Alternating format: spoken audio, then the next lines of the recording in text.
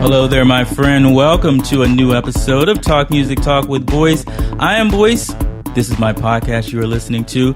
If this happens to be your very first time, or maybe you just forgot what the show is about, Talk Music Talk is a weekly music interview podcast where I have long-form conversations with people connected to music from different genres and different backgrounds, established and emerging singers, singer-songwriters, music therapists, and music journalists. And on this new episode, I had the pleasure of speaking to Will Moloney, a prolific singer, songwriter based in Brooklyn, originally from Westchester, New York. I had not heard of Will's music. I am a fan now, but he was recommended highly to me by J. Edward Keys, who is Bandcamp's editorial director and also a past guest of Talk Music Talk. As I said, Will is prolific. He has bands like Old Table, Climax Landers. We talk about his many different bands and their different sounds. We also talk about the importance of community and music to him, his thoughts on the study of philosophy, his songwriting process, and also the comics that he makes. After the conversation, you will hear two songs from his band projects, TURBOSLEAZE, Fry Kids PCP Adventureland, and Climax Landers with Climax Landers from the album Climax Landers. Before we get to the conversation, let me tell you about the live Talk Music Talk podcast event here in New York City on Thursday, March 1st at the historic Strand Bookstore. It features performances and interviews with three of my favorite past guests, including Sarah Elizabeth Charles, Corbu, and The City and Horses. For more information, head on over to strandbooks.com for this free event. 7 p.m. Thursday, March 1st, New York City, Strand Bookstore. I hope to see you there, and I will put the link in the show notes for you to peruse. Here it is, without further ado, my conversation with Will Moloney. Enjoy. So you've got the band now is Climax Landers, right? Mm-hmm. And prior it was Old Table. Yeah. Right? And you just mentioned another band before we went on air.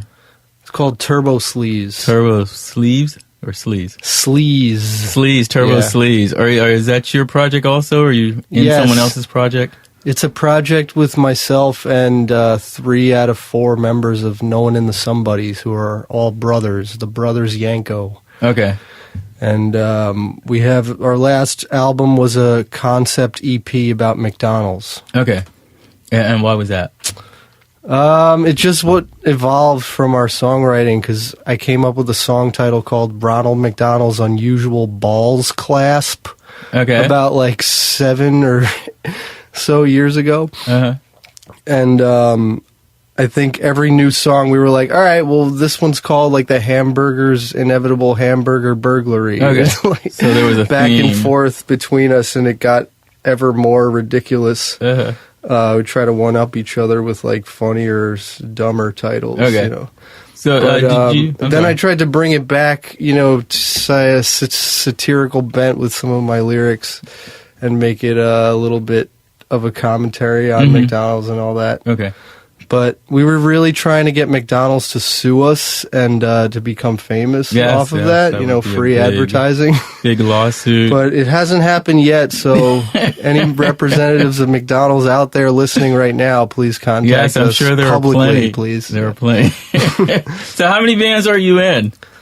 Currently, I would say it's like fluctuating, because some of them are sort of out of commission, but Old Table itself splintered off into 2 bands because we had 2 lineups. It was very loose for like 10 years. It was just like whoever's around to play drums or bass, or, you know, depending on where I lived and where they lived. And it was like a loose collection of people who I could call on for different shows.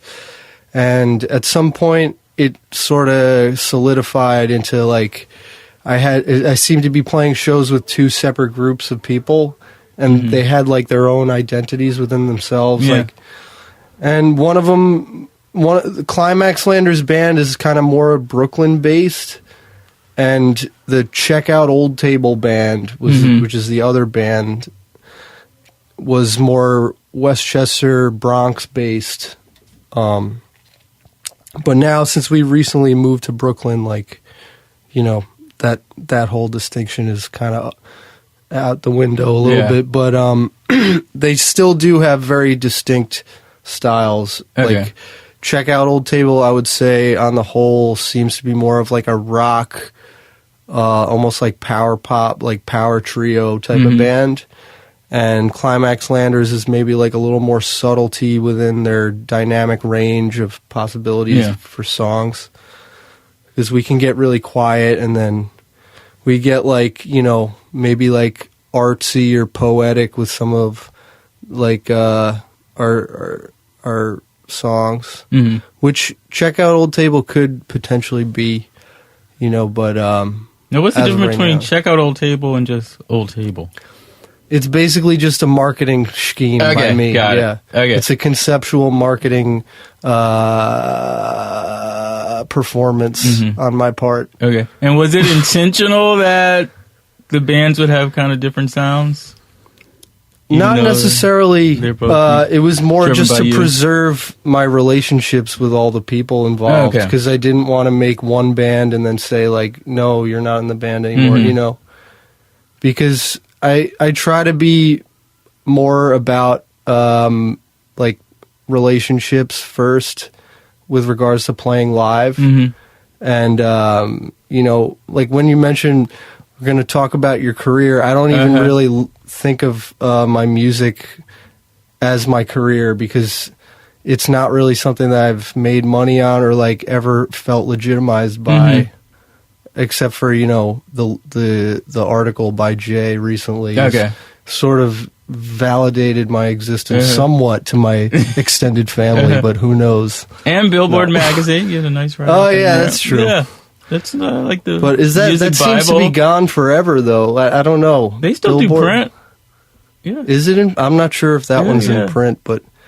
It seems they're still pretty reputable. I'm not doubting their reputability in the eyes of the public. I'm just saying that it seemed like I don't know how often that comes up. It's super fleeting. Okay, is what I mean. Like maybe it was on their webpage, their front page for a day or something. Okay, but it's not this evergreen thing that people. Yeah, like I suppose I could have the permalink or whatever the link to it on and put it on use it on my musical resume, you know.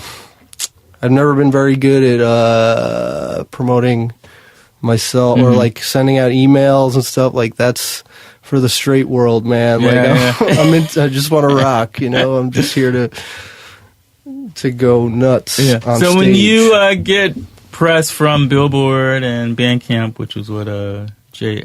Edward Keyes wrote. Does that how does that affect career in quotes, or does it? Well, I would hope that it only does good things for me to get nice press like that. Well, that's about what happened a few months ago, right? I haven't really tested it out too much. Like, you know, I would like to hit up colleges and be like, hey, this guy thinks this about me. You want to give me like $500 to play a show? You know, like, I should be doing that, but instead I'm here in this room trying to work on some comic books, but we'll see. I don't know. Oh, you do comics too? Yeah. Okay, I didn't know that. Stuff all around here. Okay, so what is the comic thing? Tell me about that. You've always been to illustrating? Yeah, it's something that's just existed in my mind for a really long time, and I did about 3 issues a couple of years ago, all with the same characters. It's very like an RPG video game from the 90s, like the Super Nintendo or something. Like I'm trying to use those tropes to tell a nice story that could have allegorical implications for like our time now, like my limited view of like the geopolitical climate. But I don't know, you know, that's my real like. I'm hoping I can make money off of that, you know. Okay, the comics. Yeah, because once I get that going, I'll be like George Lucas, baby. You know, I got all these characters. Yeah. Gonna copyright them all.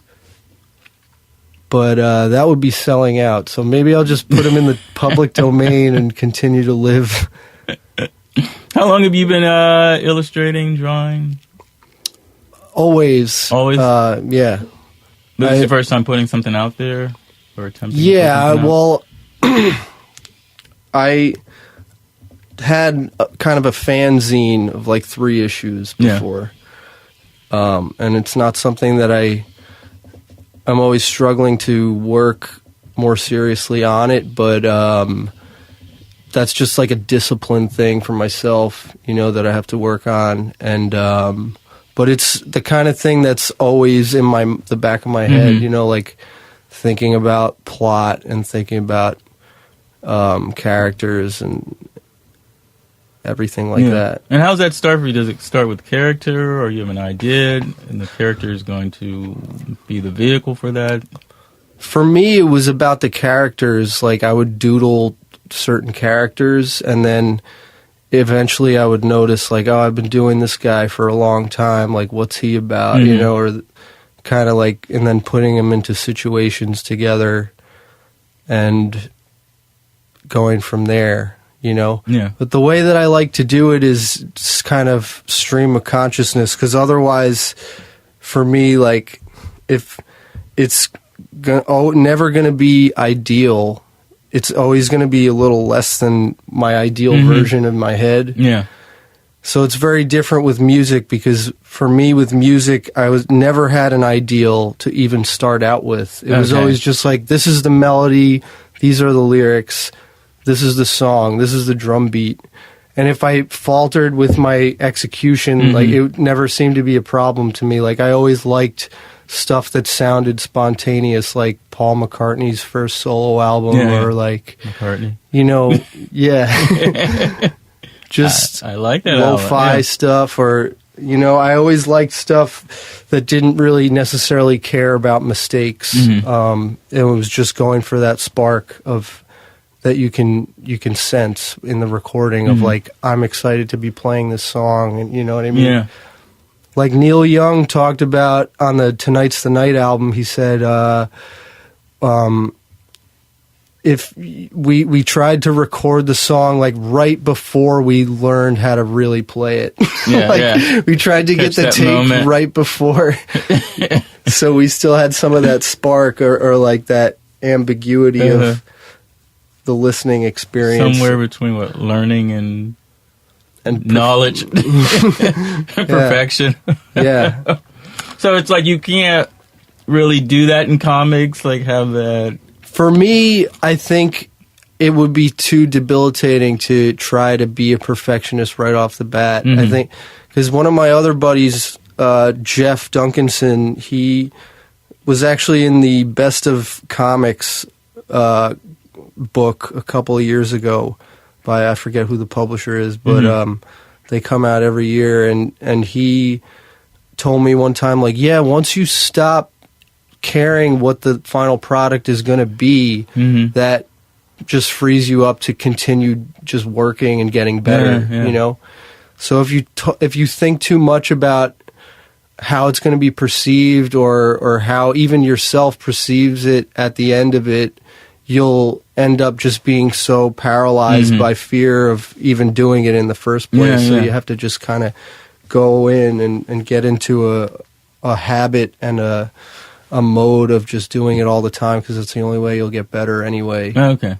And do you, like, come up with a script or draft before you start drawing? For me, it's like, I know what's going to happen. I have the plot, and the dialogue is not even really important to me. It's more like, it's as long as it's conveying what's happening. Okay, got it. And does music play a part in the comics, or is it separate from that? Well, sometimes in my wildest fantasies, I have this idea of doing a comic where I do the music too, kind of like a Disney movie or something. Yeah. And my buddy Kevin Yanko helped me out with the audio on a comic of mine in the past that was on a comic compilation, and they had a little tape, and we wanted them to use the tape for the comic, but the tape, the audio of the comic was like 7 minutes or like way too long for them to put, because they just had like a bunch of bands, on this compilation tape. It was called the Chromazoid Volume 1 and Volume 2, and my friend Kevin, it was kind of like a read along. Like we were doing the dialogue, and it was like, when you hear the sound of the bell, bring, turn the page, like that kind of thing. And so I would like to do some more stuff like that in the future. So maybe it will intersect. Okay.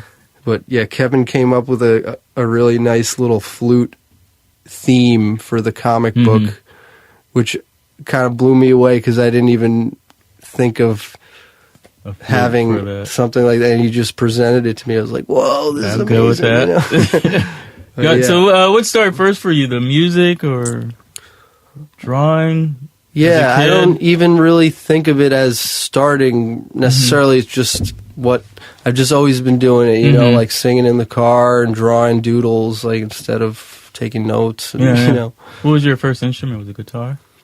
The first instrument formally for me was the violin in 4th grade. Okay. Or 3rd grade. The viola, actually, it was a violin size but had viola strings, so it was smaller for little kids to play. Okay. And I got so frustrated with that because it kept squeaking on me. I was like, what is this? Why won't it just work? That squeaking, but it squeaks until you learn how to properly... Yeah, exactly. And I just... You never got to that point. There was some weird thing my violin teacher was like, put a gumdrop on your knuckles so that you don't drop it. Okay. So she would like balance a gumdrop, and I'd just be eating it, you know? No, I'm just kidding. But yeah, so then I dropped violin or viola, and then I started playing the alto saxophone in 4th grade, and I did that until 8th grade. And I liked that a lot, but I didn't like practicing, and I think I would have benefited now, like looking back. I just think that kids need to like free improvise and be in a place where there's not pressure in order to learn and get on any kind of individual learning track for themselves where they actually want to learn instead of just wanting to pass or like please their parents or, you know. Because did you choose to play instruments, or was that a family thing? Yeah, no, I chose it. It was like, do you want to play this class? You know, like these are the instruments you can play. And I was like, I want to do that. I wanted to do trumpet or saxophone, and then ultimately chose the saxophone because I think my neighbor was really, I looked up to my neighbor a lot, and he played the trumpet, and then he switched to saxophone, so then I think I switched to saxophone. Okay. Time to switch. But yeah, I like the saxophone a lot, and I'm glad that I chose that. Trumpet is really hard. There's only 3 valves, and it's still really hard. It might be harder probably than the sax. Where'd you move on to from sax? From sax, I think about 6th grade, I started jamming on the guitar and playing like Nirvana and Green Day with my friends. Okay. You're teaching yourself how to play? My friends, we were like learning together. We learned like do do do do do do do do do do do do do do do do do. Come As You Are. That was the first one I learned. And it was... Then I guess I learned... power chords and Green Day, and it was like off from there, you know. That was like there was nothing you couldn't do after that. And then took me a long time to actually learn like a C chord, probably like 5 or 7 years after that. Bashing away. Yeah. So it was because I seem like I read that punk was like an influence. Yeah, for sure. Okay. Yeah. And with Green Day, with that? Yeah, like regular radio punk in the mid-'90s, Green Day, Blink-182, then like MXPX was cool because they weren't on the radio, but they had the CD in the store. It was like 32 songs for like $7, and you're like, all right, there's like a little skateboard cartoon guy on it. This is bound to be cool. 30 seconds, but... Yeah. MXPX is actually a Christian punk band. A lot of people don't realize, but I feel like I've heard that. Yeah. Did you know that at the time? I didn't know it at the time. It took me a couple years, but I think it's kind of cool that they're like dealing with those some like an existential issue with that, because like Blink-182 songs, it's not like they're any better. Yeah, you know, they're just like about dumb like stuff. Or like MXPX is like you know, talking about like fate and like heavy stuff. But like you don't really realize it until later. But I think MXPX is a good band. I still stand by them. Did you change? Did it change your way of looking at them anyway when you found out they were a Christian band? Maybe at first, yeah. I was like, oh, that's a little weird. Like I don't know, you know. But then, is it that they're Christian or they're singing about Christian issues? I guess at first it was like the fact that they were Christian was a little bit weird to me. Like, oh, I didn't realize, like, I feel like hoodwinked or something. Yeah. But then, like... How'd you sneak that in? Yeah. I was like, what is going on? They're trying to, like, subliminally get to me right now. No, punk. But... Yeah. Like a wolf in sheep's clothing. No. That's a NoFX album or something. No, okay. Is it? What is it? No. I don't know. But, no, I guess as I got older, I started to, like, appreciate it a little more and just, like, look at the songs. Because I guess maybe I never really thought of songs' meanings for a long time until I started writing a lot of songs. And then I started writing songs with meaning myself. And then, like, then I would be, like, in the supermarket being like, oh, wow, this song is, like, affecting me. I understand the lyrics. Like, I never heard it before, really. But when did you start writing your own stuff? I think maybe like 13, the age of 13, maybe like ninth grade. We had a band, my high school friends, called Irish Guidos. Okay. Really dumb band. Is that autobiographical? Yeah. Okay. I guess we were either Irish or Italian. We grew up in a really Italian neighborhood in Westchester. A lot of Guidos out there. Yeah, and what do you fall under? I choose not to say. Okay. I'm just kidding. Well, Keep some mystery. My dad is from Ireland, actually. He's fresh off the boat. No, well, he came here when he was 19. I guess I should know from Moloney. Yeah. Yeah, I should have. Yeah, but you didn't know if it was spelled Meloni, because maybe that would be Italian. Okay. Like Christopher Moloney from Law and Order, SVU. Yes. He might be Italian. I don't know what he is, but we have the same name, but not really. So you got the Irish Guidos. Yep. Is it? Can I say that? Yes, yeah. Am I allowed to say that? I'm not sure if we're allowed to say Guido on the air. Might get a lot of complaints. I support the Pope. Yeah. Okay, it's okay. Okay. No. So what was it like having your first band? That's the first band, official band? Yeah, that was our first official band. We took it really seriously, like more serious than any of my bands since. We'd be like, what's going to happen? Like, you're gonna grow up, and my friend, his dad was a race car driver. My friend Dom Lagana, and he was like always like, yeah, well, when we graduate high school, like, I'm gonna start like racing cars. Like, I'm not gonna do this bullshit anymore. Break up the band. Yeah, and we were like, like, how could you do this to us? It was like 3 years away. We're like, and then two of us, I think, wanted to practice every single day, and the other two, me and Dom, wanted to like skateboard sometimes. So we were like, all right, like, forget it. And how long did this band make it together? Probably only like 6 months. Okay. Were you doing shows or just rehearsal? We did one show in the backyard and a lot of rehearsing, yeah. And this neighborhood kid who we were always like on weird terms with, like, he was like a little older than us, called the cops on our show, on our little innocent show. Did it get broken up? Yeah, it did break it up. Okay. Your first show gets rated. Yeah. We learned that lesson real quick, let me tell you. Were you feeling passionate about music at this time, or like was it just like you're discovering what it's like making your own? I guess I'd never really tried to analyze myself back then. It was always just like, I want to have a band, and like, wouldn't it be great to have a band? Then we just made it and started writing songs for it, and then like not really much has changed in my approach till today. You know, it's just my first song was called Eastchester. It's the town where we grew up in Westchester, and it was like, I'm not a skater, I'm just a guy that likes to skate. So why is it that we all have to discriminate? Okay. 'Cause in this small town that I live in, kids got nothing better to do than diss some kids they know nothing about. Well, bro, that just ain't cool. And it went on like that. You were loving the pop punk. Yeah, that's it was very all pop about punk. that type of stuff. And what was Westchester like? What's life there like? I guess it's pretty like fucked up and de facto segregated. Looking back on it, but you know, at the time, it was a fine place to grow up, and it's like very nice, pretty town and everything.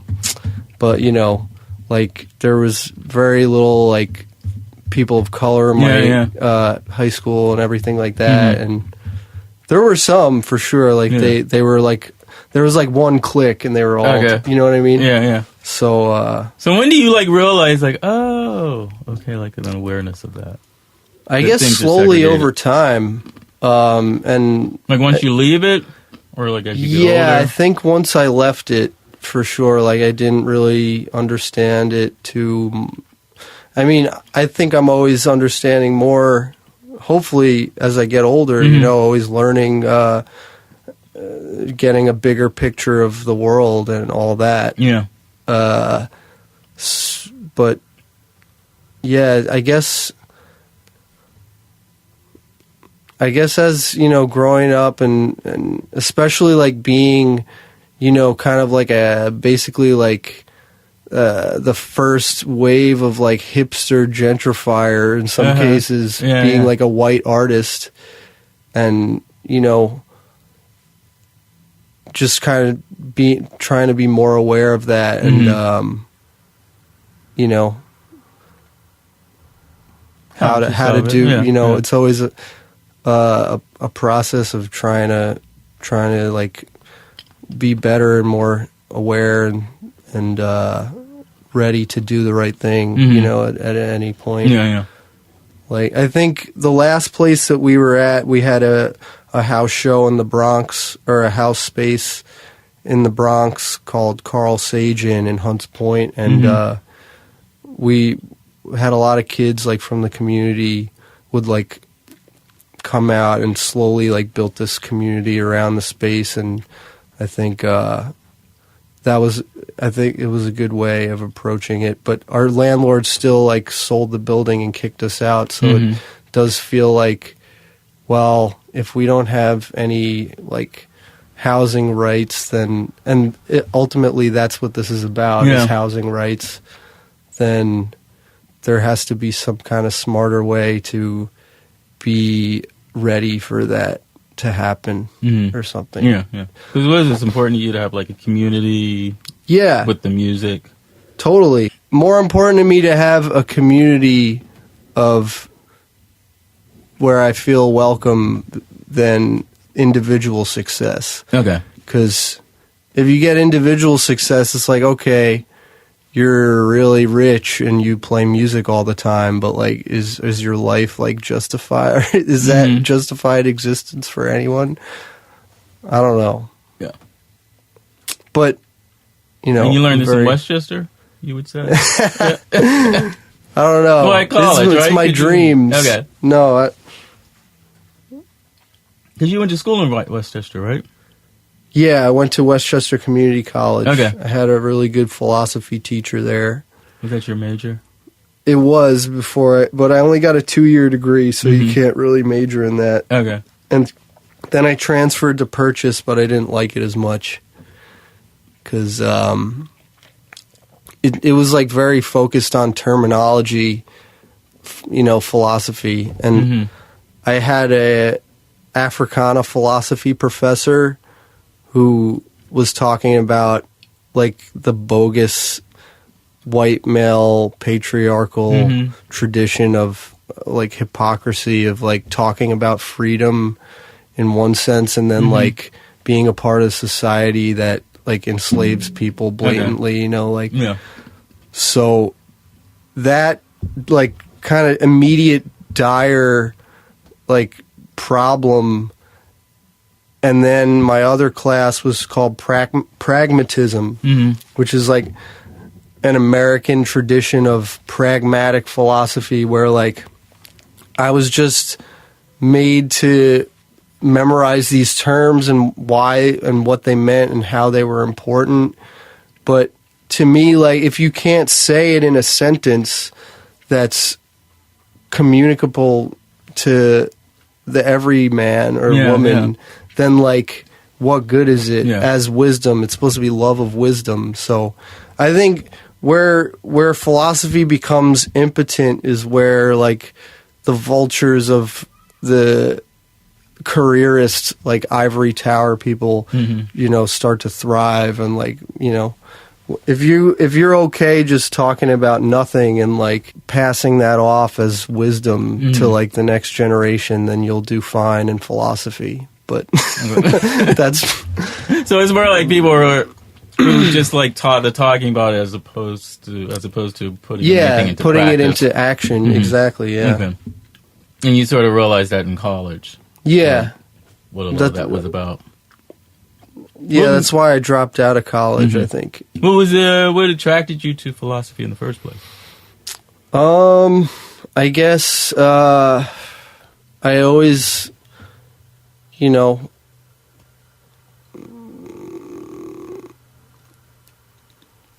I think in the first philosophy class I took,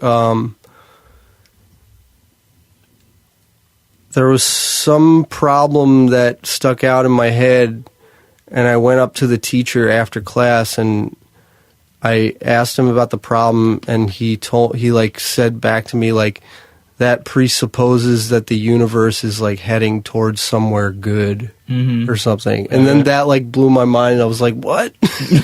Like shit, like we're all on a collision course here. Like what's going on? You know, I don't know. But yeah, I guess, you know, obviously growing up, I was raised Catholic, so I went to church all the time and like believed in Santa Claus at an early age and stuff like Same that. Here. So yeah, Santa, Easter Bunny, Tooth Fairy. So as the layers kind of start getting peeled and you start growing up and realizing that all of this stuff is BS, you maybe are looking for other answers, and philosophy seemed like maybe you could get the answer by studying philosophy, but then I realized that you can't really, because nobody owns wisdom really in the academic sphere in this country, I think because of like capitalism, but I don't know. Yeah. So as you are going to school, like, how are you doing your music? Are you studying? No, never really studying music. Yeah. Well, I was inspired by like Ornette Coleman and Don Cherry. I think Don Cherry said like, you know, I never practice until I have to play. So I was like, well, if Don Cherry said it, I don't have to do it. Like, so how far from college do you get to where you start doing Old Table? Old Table was like right after high school. Oh, okay. So you were doing it while you were in college. Also. Yeah. And what made that like stick? Because it was just me. Okay. So I had all these other bands. So that's the ticket. Yeah. It is. It truly is. Like, if you want to do something, you're going to have to take all the responsibility for it. You know, if you want it to be something that's always going to be a part of your life. So were you, like, on record, or just be you, and then if you were doing shows, you would, like, bring other members in? Yeah, I definitely tried to have people who were willing to play with me. But I think even before I started Old Table, like in high school, I learned that you can't necessarily trust someone, and you shouldn't put a responsibility on someone to always be there for you as far as music, because it's too much to ask, really. It's like everyone has their own thing. Like, you can't ask somebody, like, give everything up for your thing, you know what I mean? Yeah. So to be as passionate about it as you are. And also, you know, another kid who I used to be in a band with in high school, like, he pranked me with his friends being like, oh, like, we want Cardboard Shoe, my band at the time, to play the Warped Tour, like, side stage. I was like, oh, sweet, you know, like, and then I realized it was them, and I was like, fuck you guys, you know? And that was my own drummer, so, like, that probably had a big effect on me. Never trusting anyone again. So how do you juggle that with you're constantly in groups? Or that they're I just learned it's like you're with a woman, let's say, or whoever you're with romantically, and they break your heart, then you'll never trust another one again. You know, so that's what it's like, and then you become a ladies' man, which thankfully never happened to me. Okay, so you're not just going from band to band. Well, I wouldn't mind, no. Sowing your oats with bands all over Brooklyn. Well, I do like playing. I like playing with new people. Sometimes I want there Casual to be... playing? Yeah. I'm going to stop. Sometimes I want to have, like, free improvisation more at shows, because, like, it gets people out of, like, the mindset that their band is important or something. Like, no, like, we have a society here. Everyone's important. Why don't you just jam and see what someone else is playing, try to play along instead of foisting on us your vision, so-called. No. So I'm talking to myself mostly. I don't know. So what is it like for you songwriting? Are you, like, an inspiration kind of person, or every day you gotta work on it? I'm an inspiration to each and every person out there. I can say that with full confidence. No, as far as, I think I write when I'm inspired. Yeah. But you're very prolific. Yeah, I was. Okay. But now I'm trying to do the comics, so probably less prolific in the future for me, unless there's a big check involved. I don't know. But how do you explain the being so prolific? I guess it goes back to not really editing myself too much, and just allowing things to be what they are in terms of songs, and feeling like if I played it right, or if I played it the first demo, and it's something that I like listening to, then it's something that I don't mind having other people hear, or like, it's something, you know, hopefully probably other people will like too. So, I don't know. It's like, I guess when you get on a roll too, and I had, when I was doing 4-track stuff at my parents' house for many years, like, I could just go down there whenever I wanted and record my ideas, and then that was how I released it. And I didn't, like, record them again. It was just the first time. And I would just try to piece it together and make a good album, a listening experience out of it. And so I guess that's important if you're doing it all yourself, to just have, always have the opportunity to record. And I guess nowadays it's easier to do that, which is cool. So, are there things that you find yourself keep coming back lyrically, or you like to write about? Not really. I think, I like to write about, you know, I like for my songs to, like, inspire people to hopefully, you know, be, you know, maybe like an anarchist or something. Or, but, like, you know, I guess ultimately I'm coming from a place of privilege, so I don't have really that much to, like, teach anyone or anything, you know, like, because, like, not everyone has had the benefits of the life that I had, and I realize that I'm a lucky person. So it's not really always about like writing political songs for me necessarily. It's more just like inspiration, really. If you're just inspired, sometimes you don't know what the song means when you just have like this idea of like this lyric works here.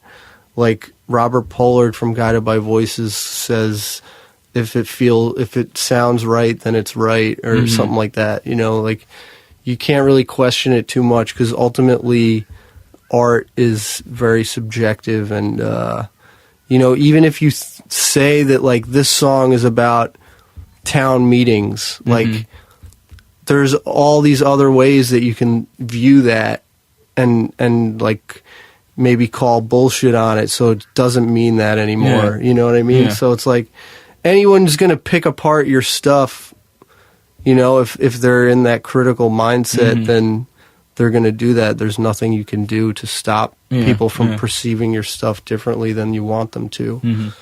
So I guess, it's really whatever's the inspiration, hopefully. Okay. Did you ever have to figure out how to deal with the fact that what you put out, like before it's released, it's yours, but then once it's released, it's open to not really, because interpretation?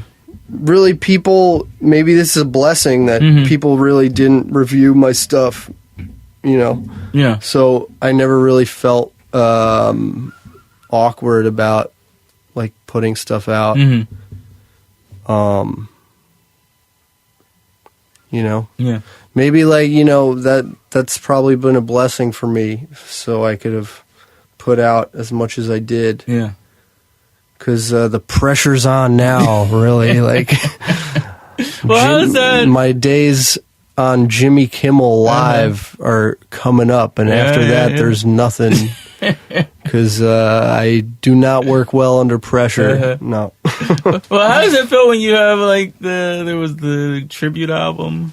Well, that was all my friend Kevin. That was really an 80 song. Yeah, tribute album to Old he Table. conspired to make that happen, and I think that I got to give Kevin credit for making that happen. That's for a lot me, of work. It was, yeah. Well, for him, right. Yeah.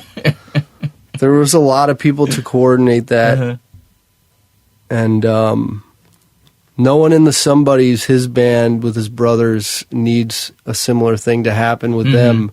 But their songs are so damn hard that it's going to be a lot tougher. My songs are pretty easy. Couple chords, couple lyrics, and then you got it. But, Do you learn anything different when you hear other people cover your songs? Or hear your songs I learned that I ways? am the best. I'm just kidding. No, it's cool. Like it's more an affirmation.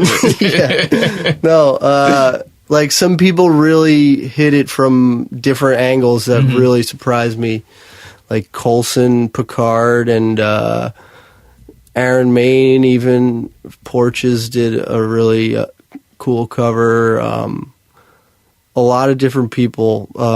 Brian Yankow did like a really smacked out cover of like a poem that I did. It's not even really an Old Table song, but he like made it into a metal song. Okay. So it's really cool. It's amazing. And, I cried on a couple of those tracks, and it made me, it like really knocked me out and made me realize that people were listening to me, you know? Which, I sometimes would think, like, I'm doing this in a void, and, like, what is my life, But we've all been there, I think. Yeah. God, so last year, the Climax Landers album came out. Were you happy with that? I know you're good at letting go. You're good at letting go, so you're happy with the way it came out? Yeah, very happy. Okay. What was the process of recording and the songs you put writing them? Well, that was all Paco. I think I wrote those songs, a lot of them in a row, a while back, and we just got down to Paco's basement at the time in Crown Heights, and he set up mics and just did it, and it wasn't. It was, you know, nice, like, laid back environment, like a place where we practiced all the time. Yeah. And so it was a comfy environment, and it's really all him who made it sound like that good. And we just kind of did what we did, you know. Yeah. And what do you have planned next musically? What are you looking forward to doing? Well, hopefully there's going to be a Check Out Old Table album coming out, hopefully this year, but it really depends on when we'll get recording set up, maybe hopefully in this house where I am now. And because really for me, I think it's going to have to be another one where I live in the place where I record the album. Okay, so you can just wake up. Yeah, like that was the case on my album Coloring, and that's why it's as long as it is. And I would like to do another really long one like that with Kevin and Danny. Oh, there it is. Sorry, tapping on the desk. So yeah. Okay, cool. And Climax Landers, we have another album in the can, actually. And we recorded it a couple months ago, and we're just still trying to figure out a way to put it out. I think our first album is going to be coming out on vinyl on Feeding Tube Records this year. Okay. In, I think, April. Congrats, dude. Nice. Thank you. Nice. Vinyl makes it really official. Yeah. Now no one can tell me I'm a slob. I'm a professional musician, okay? Yeah. Get off my back. No. And where's the best place for people to check you out online, listen to music? Probably Bandcamp, honestly. You know, I hate to give them so much free press, but... I certainly have. Well, J. Edward, we all, you know, we owe it all to J. Edward Keys. J. Edward Keys, editorial director, is that the correct name? I think that's his title. Is he? Editorial director of Bandcamp Daily. Yeah, I thought he was an intern at this. No, I'm just kidding. He connected us. I didn't think they let anybody who was an Old Table fan be that high up in the company. No, I don't know. Shout out to Jay. So Bandcamp, you can find the Old Table and Climax Landers on Bandcamp. Okay. Yep, they're up there streaming for free. Okay. So be mindful of that and thank me later. Yes. If you enjoy it. Listen until vinyl comes out. You have your chance now until vinyl. That's right. I think it's only going to be 100 copies first printing. So limited edition. Yeah, check the Feeding Tube website for that, I think, in April. And if you're interested. Did I leave anything out? We covered? I think we got it all, we covered? Yeah, sure. This was great. Well, I enjoyed this. Thank you so much, boys. Sure. Anytime, dude.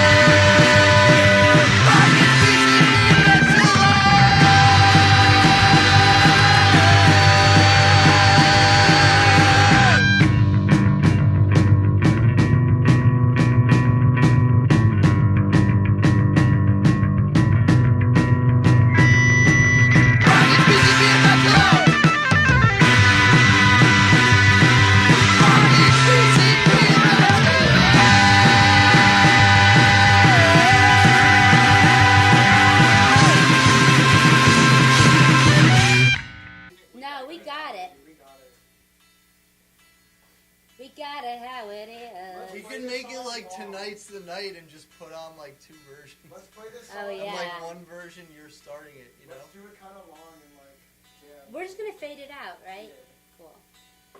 I love that idea. It'd be funny though if Climax Landers was the first and last song on the album. What I was Do thinking. that. Yeah, yeah. Oh, yeah? It would be cool if it was like a theme that like mentioned. Yeah. Let's do it.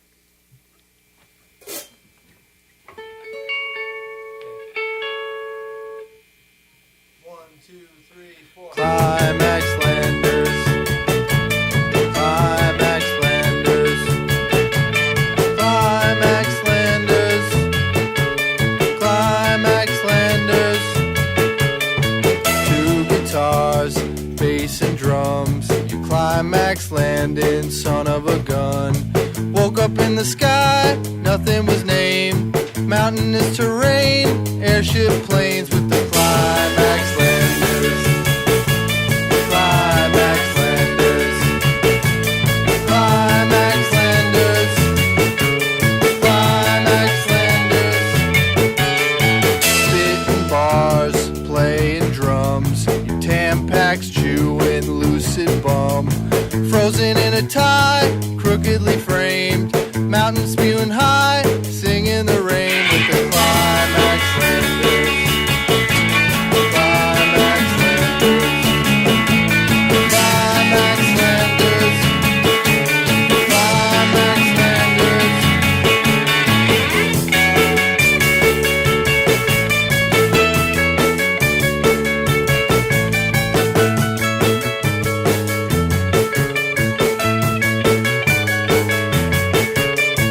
Chocolate cars, peaches, plums. You hopped up Bilbo, son of a son. Lovers never lie, call out a name. Have it in the right window pane with the Climax Landers. Climax Landers. Climax Landers. Climax Landers. Climax Landers. Climax Landers. Climax Landers. Climax Landers. Climax Landers. Climax Landers.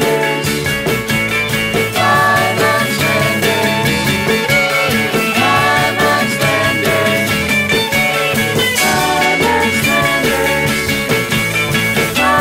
Climax Landers.